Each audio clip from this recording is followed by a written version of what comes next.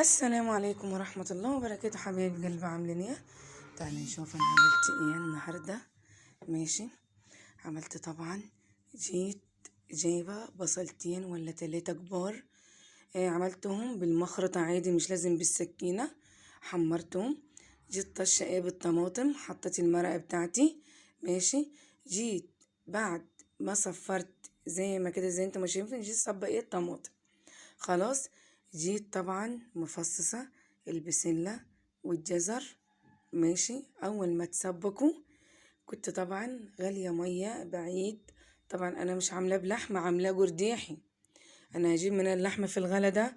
قلت يلا كله هيشبع وهيملى البطن والحمد لله. ماشي. واي لقمة قليلة نقول عليها الحمد لله. ماشي. البسلة والجزر اول ما اتسبكت معايا الطماطم، جيت حاطه ميه مغليه وحطيت